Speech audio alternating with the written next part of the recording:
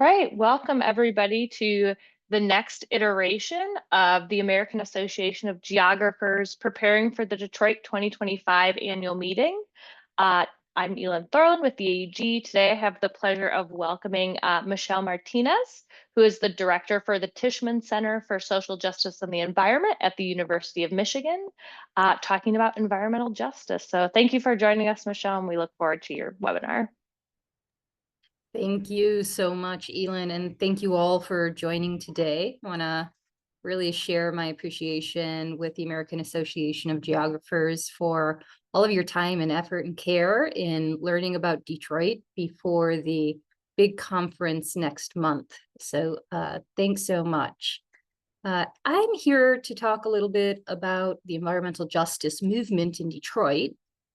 I have been practicing environmental justice in the city of Detroit over the last 20 years. I'm a graduate of the University of Michigan, and I started learning about environmental justice from my mentors, Bunyan Bryant, and other scholars at the School of Environment and Sustainability.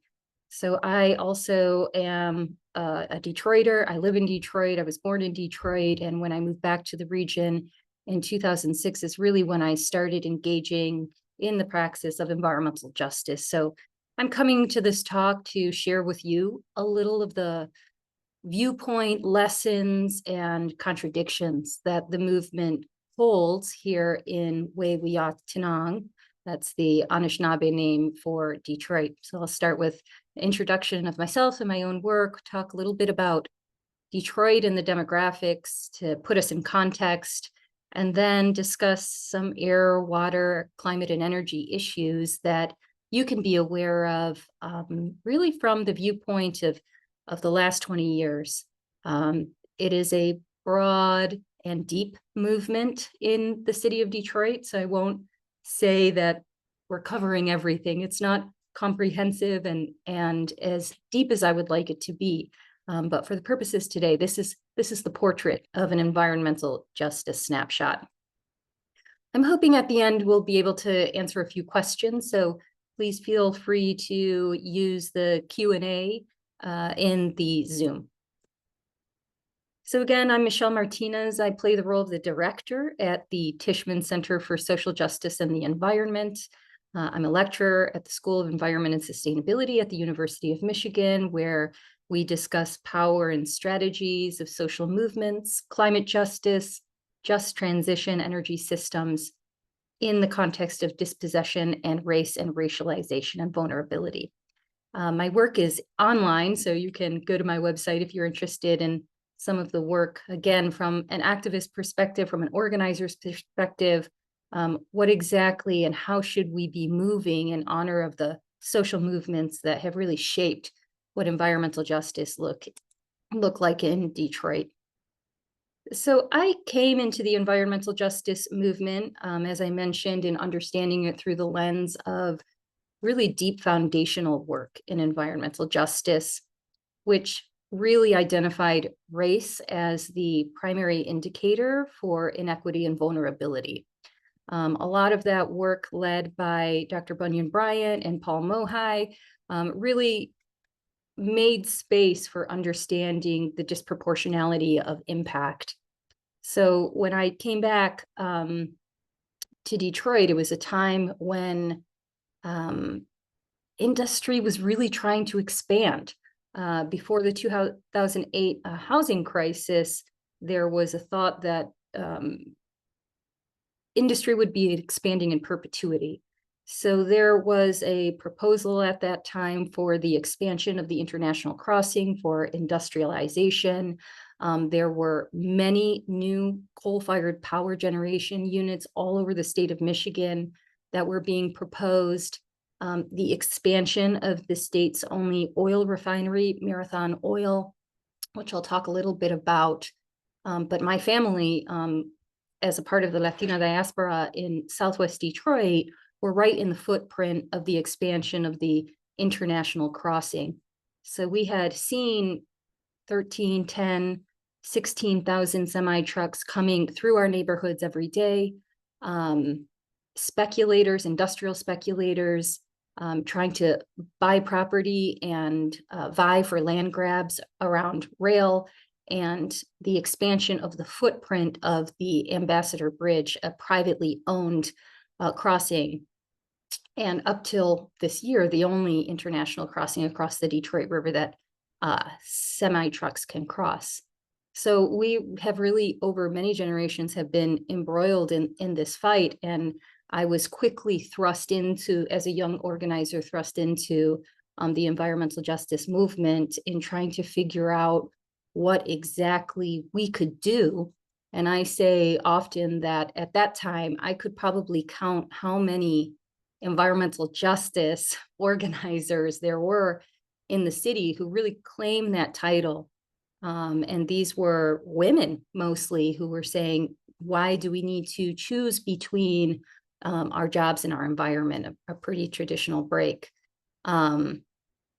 By and large, many of my mentors who were coming out of the labor tradition were saying, you know, what the heck is environmental justice? We need jobs.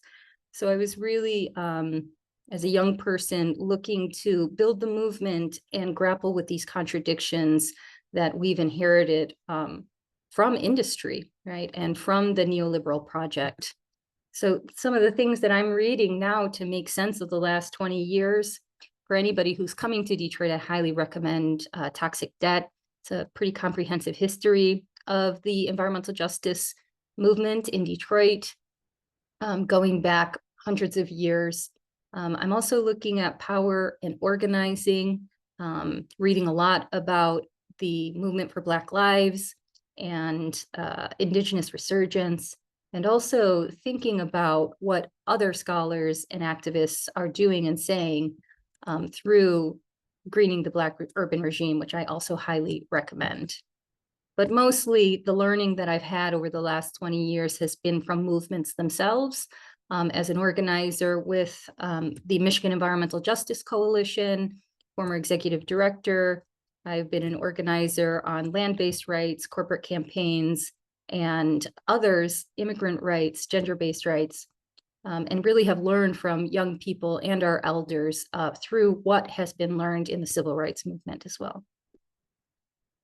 So to give you a little bit of a context about Detroit, I do want to say that Detroit has an ecological layer that is profound and is so important to how we understand the geography of this space. These are the tributaries of Detroit, many of which have been ghosted. So we don't see them anymore. Many of them have been covered by development, highways, housing developments, industrial developments, and some of them have been channelized. So we understand that in Southwest Detroit, where you see at the bottom of the slide, Detroit's wastewater treatment plant, for example, is where the River Rouge has been channelized. You'll see on the east side, the Connor Creek that has housing development along it, that is still present, but both of these areas are subject to extreme flooding during weather events. So though they're not visible to the eye, they are coming back to life. They are resurgent. I also want to acknowledge that we're on Anishinaabe territories. So, 300 years ago, the maps of Detroit and even the place where you will rest your head at night were very literally the villages of the Potawatomi and the Odawa and Ojibwe. And at different periods, forced into violent conflict by both French, British, colonial forces, and are sites of extreme violence. As we move through a more modern iteration of Detroit, up to 50 years ago, you can see that as you look at the city, redlining had a very, very big impact on how the city of Detroit actually shaped neighborhood developments, this process of racialization, and actually tracked to those same riverine systems. Researchers at University of Michigan Dearborn talk quite a bit about how the scores actually that were created for some of the housing risk assessments directly tracked not only to the plausibility of flooding, but also the process of racialization and ethnic enclaves. So these two maps really show us where we were just 50 years ago.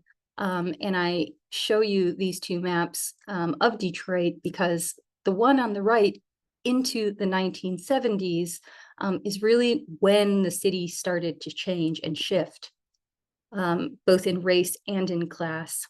So many of you may be familiar, of course, with the mid-70s as a very tense economic and political period of upheaval that really, really impacted Detroit. Spatially, almost a complete upheaval of the population.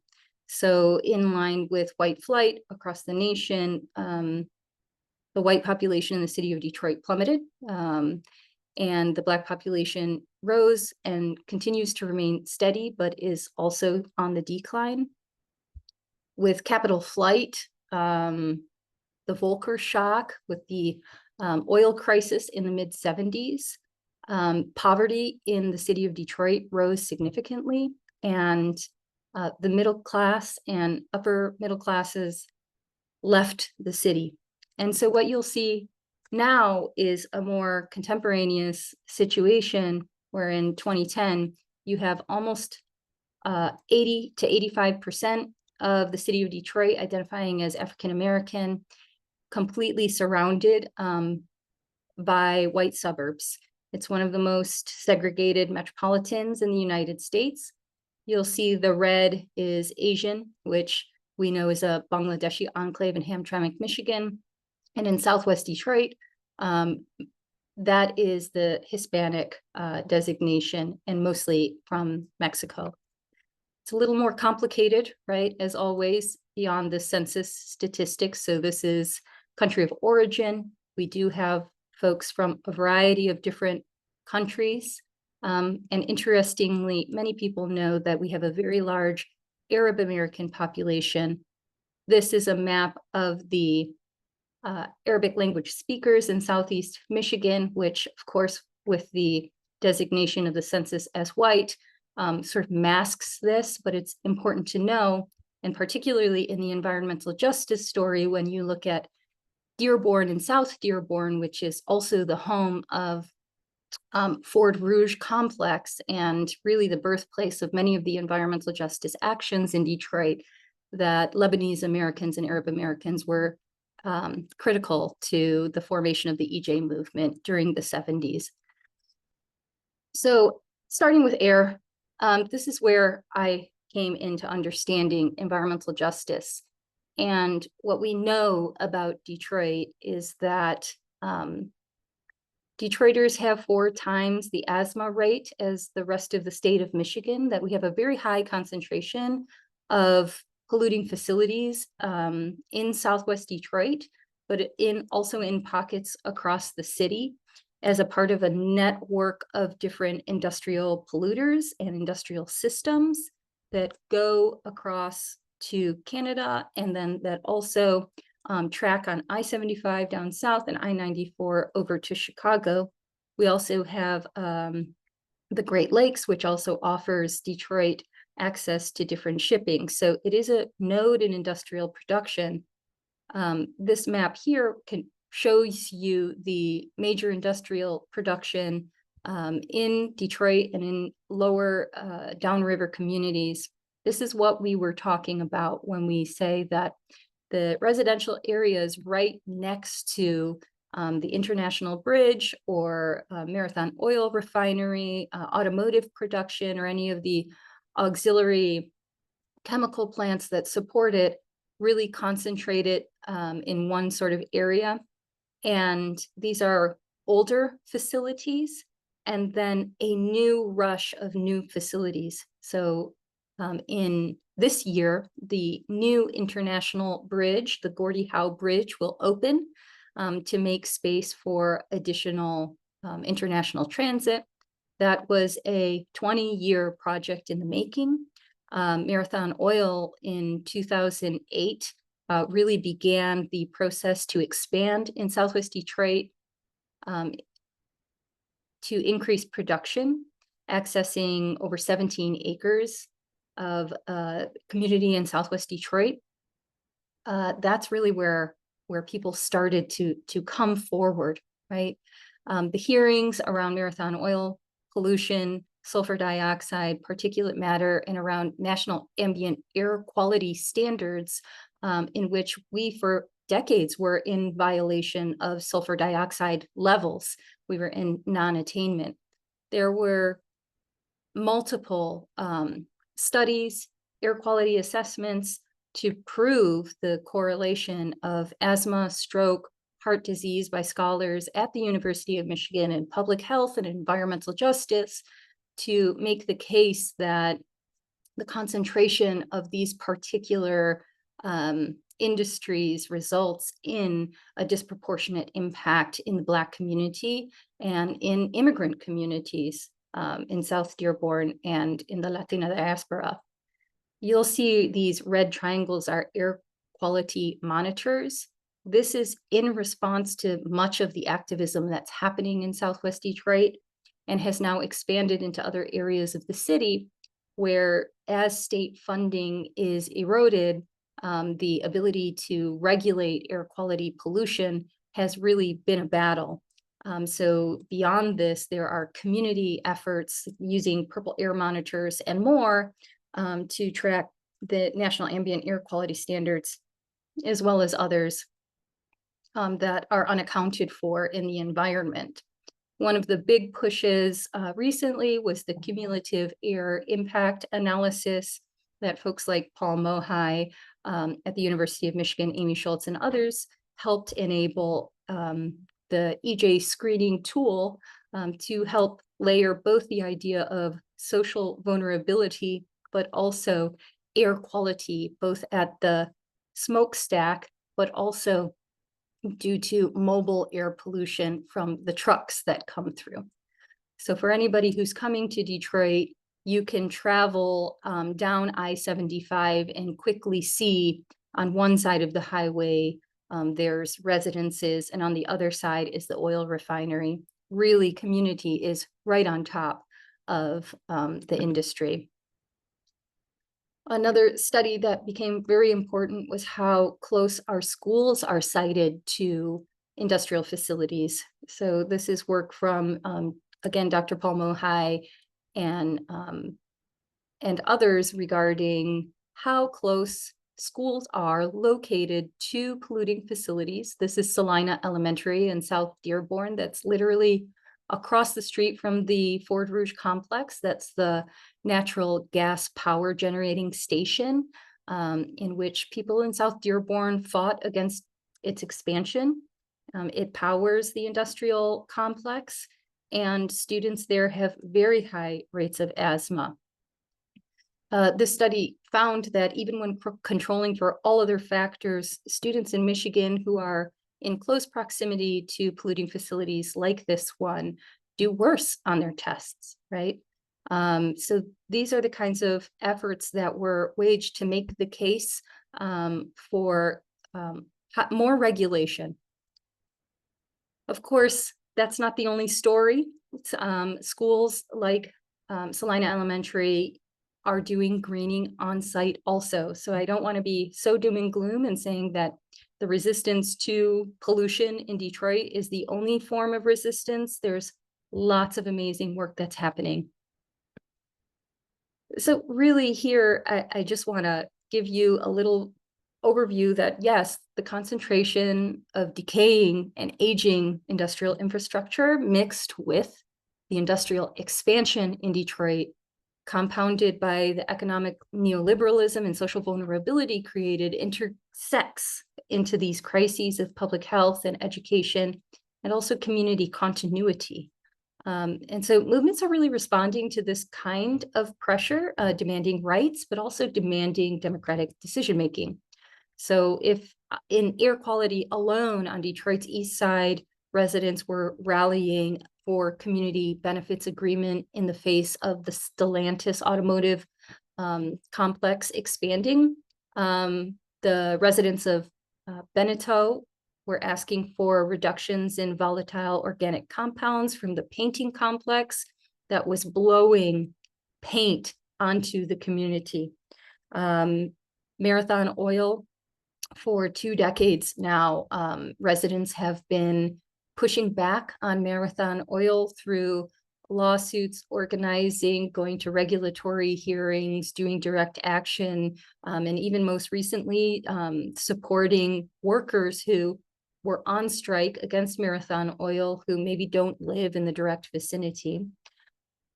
For 30 years, there's a campaign against a trash incinerator in the center of Detroit.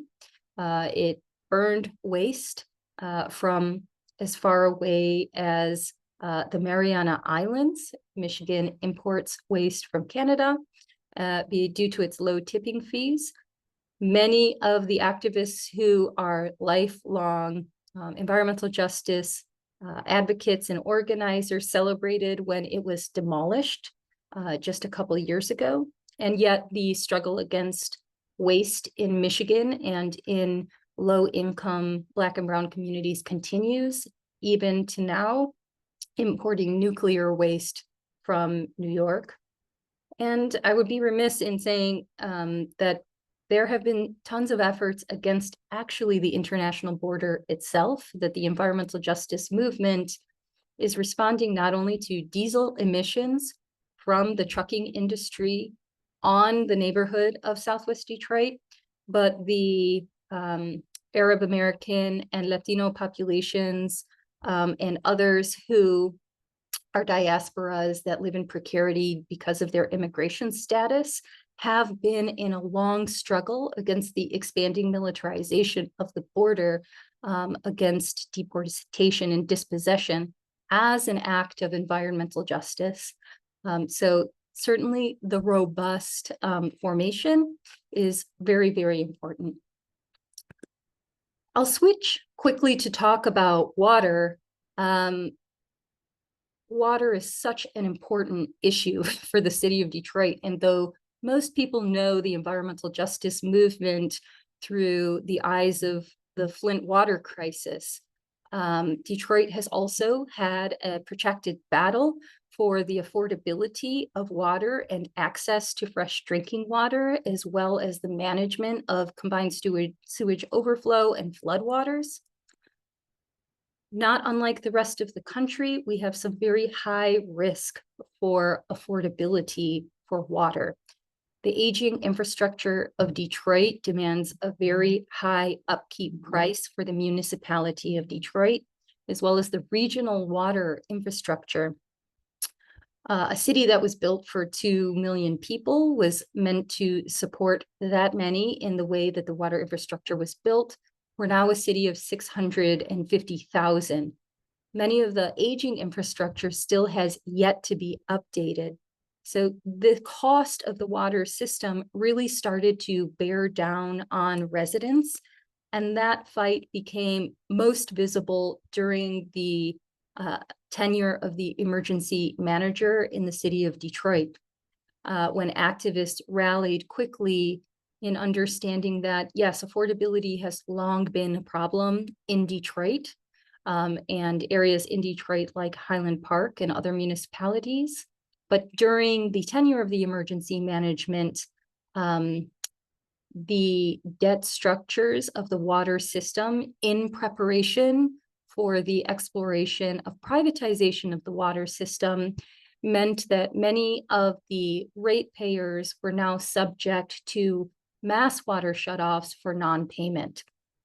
And this is a study by We the People of Detroit, Mapping the Water Crisis, that's available online, that not only discusses exactly how emergency manager started to believe that making sure that, as they're known, quote unquote, free riders were shed from the system, that they were be able to recoup the debt from unpaid bills. Many shutoffs were happening, up to 7,500 shutoffs a month. And it began to draw international attention. human rights rapporteur came to the city of Detroit.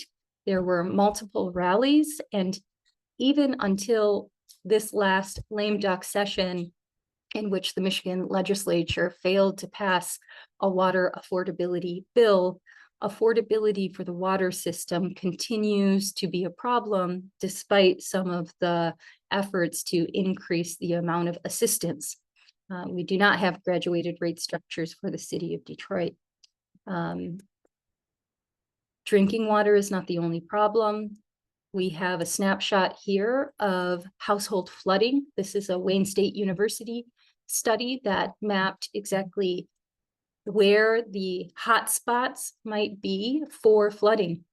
In 2021, we had a 1,000-year rainfall event in which the city of Detroit and Southeast Michigan was completely deluged in water. That caused the infrastructure to fail, both an electrical failure of the pumping system and failure for the combined sewerage overflow for millions of people down to the city of Detroit, resulted in the waters actually flowing back up and into people's homes. The maps here show the likelihood of having been flooded. And a picture here shows you the scenes that were very, very common all over the city of Detroit. Mutual aid networks emerged during this period to help homeowners, renters clean their homes from raw sewage that was in their basements. And this continues to be a problem as the sewerage overflow system continues to age without major infrastructural investment. So really, this is a story about opportunity for whom. We have a lot of narratives in the city of Detroit about comeback city. We have increases of property values in key neighborhoods across the city. But we still have these enormous problems from deregulation and lack of public investment. The last thing I'll talk about is climate and energy. This one is very near and dear to my heart. Over the last 10 years, I've been working on campaigns against DTE Energy.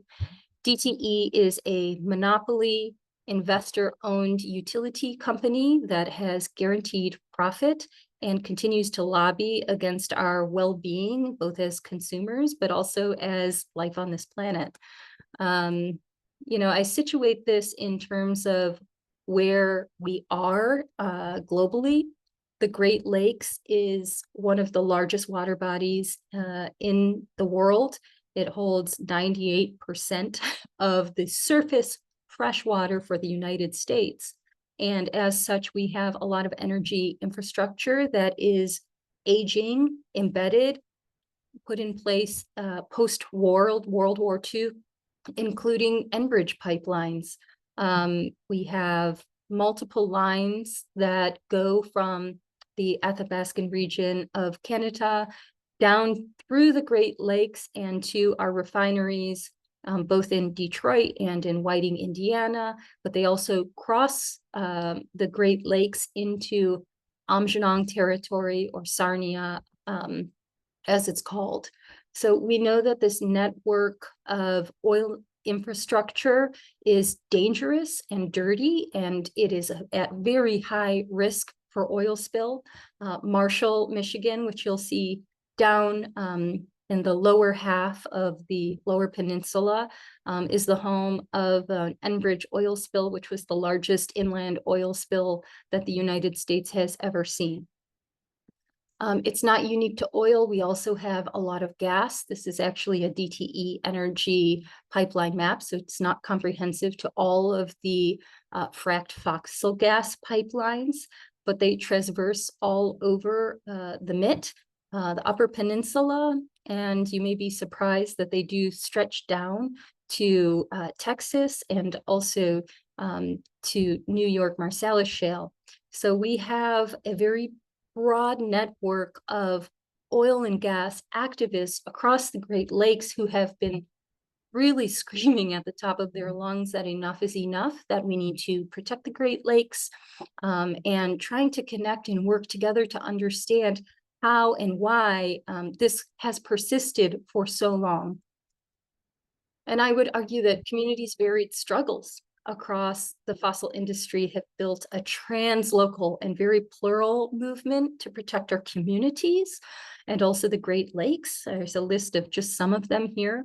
The fight against Enbridge Line 5, which threatens the Great Lakes under the Mackinac Straits, the Marathon Oil Refinery, which I mentioned and sits in Southwest Detroit. Residents around the Kalamazoo oil spill, multiple rural communities who are fighting fracking and gas pipelines in their backyards, coal-fired power plants and coal ash ponds associated with their now retirement, Aamjiwnaang First Nations in Canada just across the way, who receive a lot of these fossil-based energy giants, and also have chemical industry there. And also the fight against investor-owned monopoly utilities in Michigan. So again, just looking at Marathon Oil, here we are with that same map.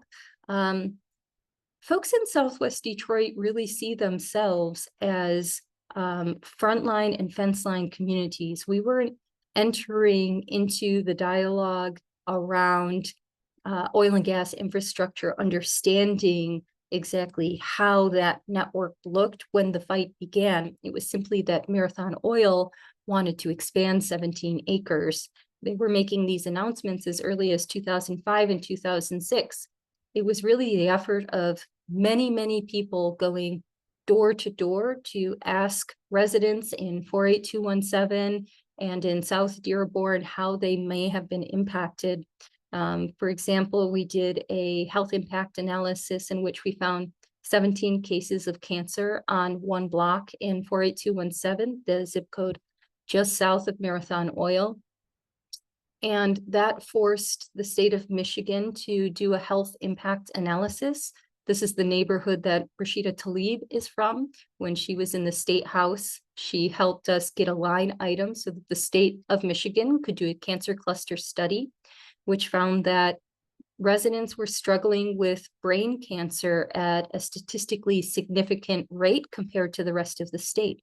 So we knew very much that this expansion was not only an existential crisis for people's day-to-day lives struggling with asthma, but also with larger health issues like heart disease, stroke, and cancer. Marathon did buy out a large part of Oakwood Heights community, and they continue to operate today. Here is a map of the existing refinery. This is a 2012 picture before they opened what they called the heavy oil upgrade project site. So the oil and gas industry, they continue to thrive in Detroit, and this is an existential threat for our planet, for all living things.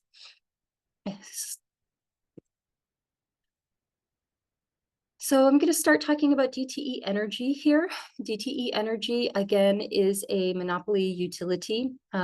They provide heat and gas, electricity to consumers all over Michigan.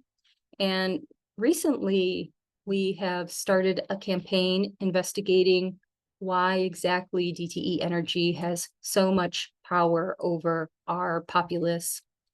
There's been multiple attempts to discuss and expose how DTE Energy has actually contributed and exacerbated some of the racialized violence that happens in Southeast Michigan.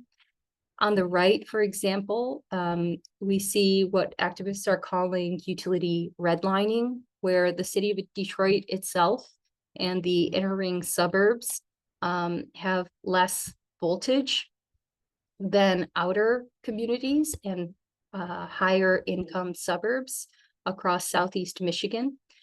So that actually the quality of the infrastructure itself is racialized. On the left, we had asked scholars to review the health impacts from the 60 years of coal-fired power plants, and they had modeled the health impacts associated with the burning of coal, Rocky Mountain coal, from the DTE, River Rouge, Trenton, and Monroe coal-fired power plants. I should say that River Rouge and Trenton are now closed, and Monroe is scheduled to close in 2030. And that is because of the activism of many, many people pushing DTE to change their portfolio. Unfortunately, they've changed their portfolio to fracked fossil gas, which does not help with our climate goals. This is another map of the specific city of Detroit modernization upgrades. And the way that activists have read this is that the areas that are categorized as greater downtown are high investment areas in which the population is changing quickly from low income Black and Brown to moderate or higher income white renters and homeowners, and as such was prioritized to be modernized, while the hardening infrastructure for the neighborhoods outside of those that were gentrifying were scheduled at a much slower and longer rate than the rest of the populace. So the Work For Me DTE campaign was born to take on some of these issues. And through the research of many organizations involved with that campaign, located some of the more insidious problems with the utility itself. They are known to be actively lobbying, and in 2022 reportedly paid every single elected official in the state of Michigan, except for 10. And their #1 campaign recipient is the governor of Michigan, Governor Whitmer. In shareholder activism, shareholders continue to vote down any action around climate transparency. And they engage in what the Influence Map report calls astroturfing, meaning that not only were they lobbying directly in the state legislature, but they were using front groups like the American Gas Association, the U.S. Chamber of Commerce, the National Association of Manufacturers, the Edison Electric Institute, Energy Solutions Consulting, to do lobbying on their behalf, fighting against the initiatives that many Americans supported, including Build Back Better, which was later the IRA. The Turnaround PAC was fighting for Mayor Duggan and fought against some of our human rights initiatives in the city of Detroit specifically. And they continue to fight against rooftop solar and net metering, which helps residents reclaim their investments that they've made on rooftop solar.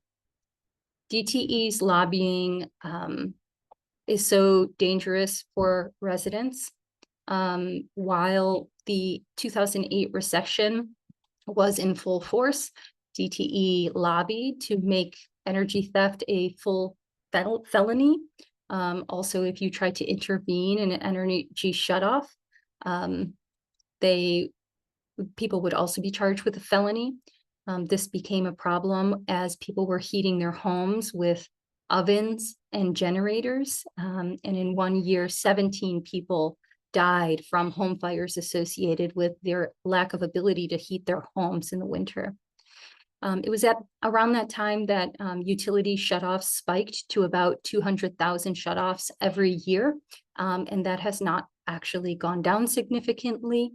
Again, DTE is a protected monopoly, and it is exempt from the 1932 Public Holding Utility Act, and it is regulated by the Michigan Public Service Commission. Activists now are fighting over a $770 million rate hike, another rate hike just after the heels of one last year. Activists responded by really daylighting the problems of the utility, advocating not only for the measuring of cumulative impact, how we might, as a state and as homeowners and renters, be able to benefit from home retrofits and electrification through public financing, being able to give the city of Highland Park clean energy options instead of, as DTE, repossessed public street lighting. Activists published the public's case against DTE Energy, which I'll highlight some of the findings of that. Worked with the Little Sis organization around power and influence, and did an energy burden study. Activists continue to put pressure on DTE Energy and the Michigan Public Service Commission against rate hikes. I mentioned that shutoffs was a major problem. From 2013 to 2019, DTE disconnected accounts 1.2 million times. The rate hikes are some of the highest rate hikes in the nation, 774 million, the second highest of any investor-owned utility in the country.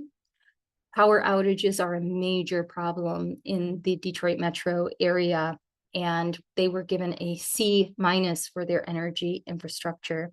And also greenwashing, $1.2 million in grants directly to environmental groups to continue to support and applaud their effort despite these egregious actions by the utility itself.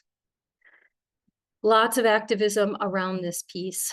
I really can't say enough about how bold and brave the people who have been working against the oil and gas industry in Michigan, and who now, even as environmental justice activists, organizers, are really taken aback by the most recent actions of the Trump administration, still continue to fight for people in Michigan and all over the globe around energy justice.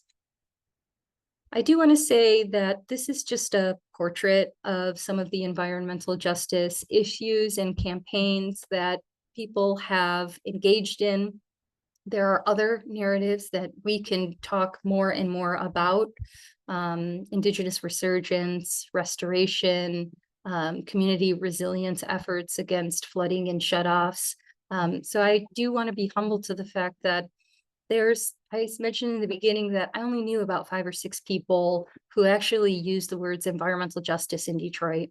Now there are countless people and countless campaigns, organizations that have put their heart and soul into reclaiming their rights to breathe, democracy, and against the oil and gas industry to really fight for our future. So as you come to Detroit, just know that this is a movement city, and that we have been doing everything that we can possibly imagine to reclaim the Great Lakes as a human right and accessible to all. So that is the end of my talk. Thanks so much for listening. I think we have about 15 minutes left for question and answer.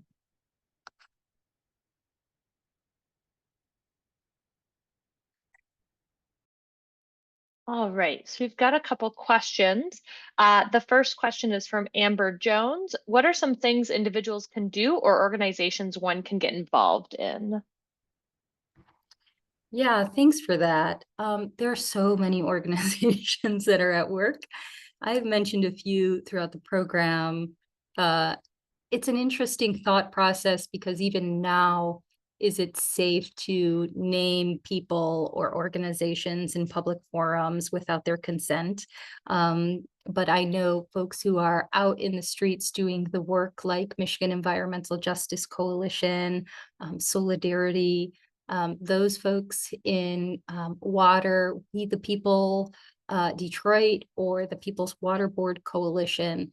These are folks who really have a public-facing justice agenda for human rights, and use these sorts of frameworks to be able to advance affordable utilities, water, energy, and an unapologetic approach to stopping corporate abuse.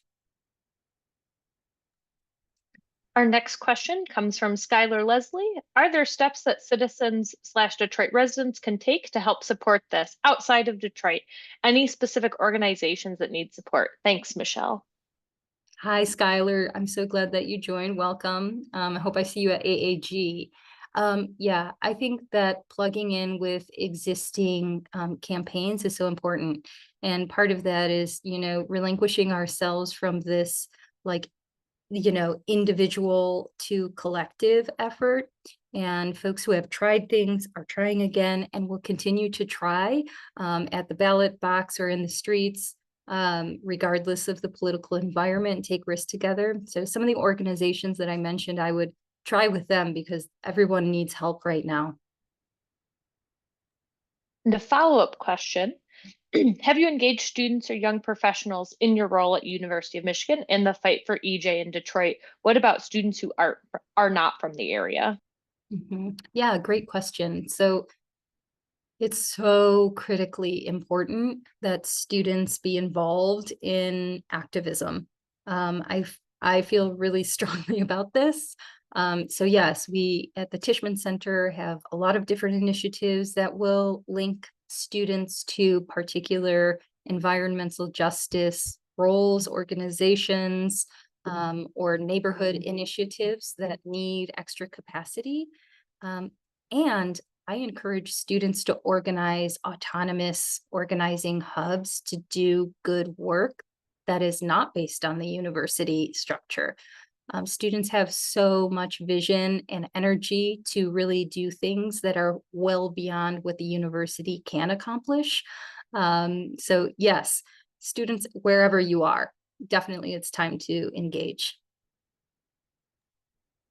And our next question comes from Linda. Excellent talk. Can you talk about any efforts to mitigate the flooding, any ecological based solutions? Yeah, thanks, Linda.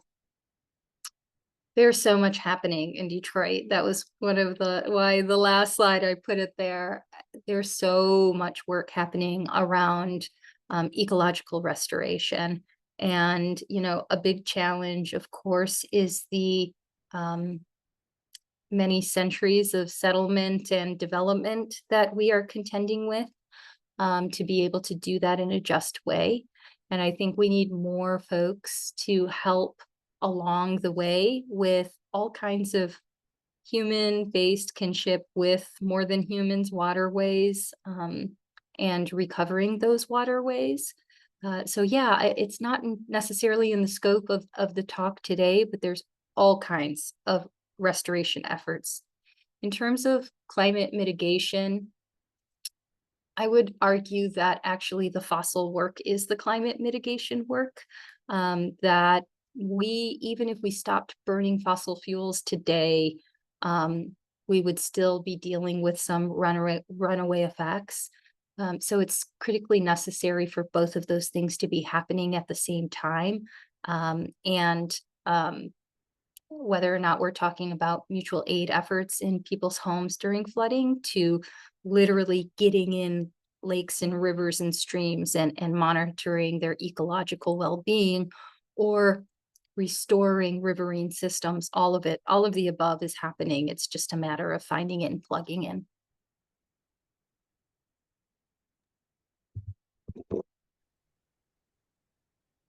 All right. Another question comes from Aisha. Thank you, Michelle, for this great awareness. Please, I would like to know what people who are planning to move into Detroit need to put into consideration to help push the campaign forward. Yeah, that's a question that I often hear about folks who are interested in moving in Detroit. And like anything else, when introducing yourself to a new community, trying to plug into existing efforts where leaders, activists, multi-generational and intergenerational groups, affinity groups, or organizations are working together to problem solve. And relationship is one of the most important pieces. I think that it's also critically important that as we begin to see people migrate in different ways, that we think about migration as a right. And whether or not you are wealthy or live in precarity, that these rights of movement actually are a part of the environmental justice movement. And once we kind of accept that framework, we can start fighting together for people to have that freedom of movement, but to also have access to affordable housing right? Access to a place of belonging and safety, access to non-police responses to certain kinds of community violence. And all of that work actually is happening, right?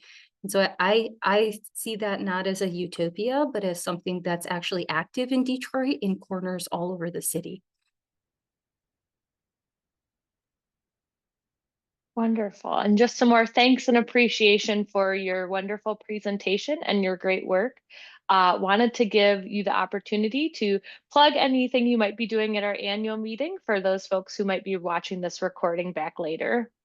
Sure, yeah, and I think I mentioned, if you missed it, that we are working with a group of energy justice organizers who are on the front lines of organizing with people who are in shutoff, folks who are going to the Michigan Public Service Commission and giving testimony to the Service Commission about community solar, affordable rate structures, power outages, and others who are working on a more self-determination or sovereign model around community solar and municipalization. So all of those things, all of the organizers who have been working on this, we've been meeting monthly over the last 6 months to talk about our visions and our ideas and how we can actually set the table for a broader conversation at the AAG with scholars who are really interested in community-owned, democratically run energy systems.